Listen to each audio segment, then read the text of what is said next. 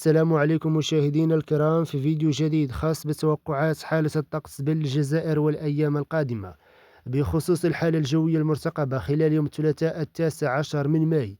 هناك ارتفاع كبير في درجة الحرارة بجنوب الواحات وجنوب الصحراء، أجواء حارة ببلول وتيارت ووهران وتلمسان ومعسكر وغليزان. وبداية من يوم الأربعاء ويوم الخميس هناك أجواء صافية ومشمسة في معظم الولايات الجزائرية. وستتغير الحالة الجوية بالجزائر بداية من يوم الأربعاء القادم بإذن الله حسب المرصد الأوروبي، وخلال أول أيام عيد الأضحى المبارك ستتغير الحالة الجوية مع نزول أمطار وزخات رعدية أحيانا قوية فوق المرتفعات الجبلية. أمطار وزخات رعدية أحيانا قوية ستكون حاضرة بقوة على وهران وتيارت وتلمسان ومعسكر وخميس مليانة وتسمسيلة ومعسكر وغليزان وعين الدفلة وتبازة. وأجواء مستقرة بتمن راس والإليزي وكذلك بأغواط وورقلة وبشار. وخلال يوم السبت 23 من ماي ويوم الأحد ويوم الاثنين أجواء مستقرة ومشمسة مع ارتفاع كبير في درجة الحرارة بجنوب الواحات وجنوب الصحراء.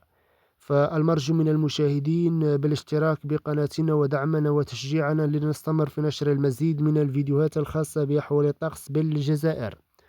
وخلال يوم الأربعاء 27 من ماي أول أيام عيد الأضحى المبارك فهناك أمطار وعواصف رعدية قوية جدا على وهران وتيارت وكذلك بالمشرية والتلمسان ومعسكر وغليزان وعين الدفلة وتبازة وبالعاصمة الجزائرية.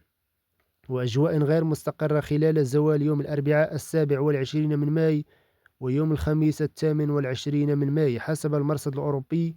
فهناك أمطار غزيرة وأحيانا قوية يجب التوخي الحيطة والحذر وتجنب الوديان والمنحدرات، لكن تبقى هذه مجرد توقعات والعلم لله. فسنوافيكم بآخر المستجدات خلال نشراتنا القادمة.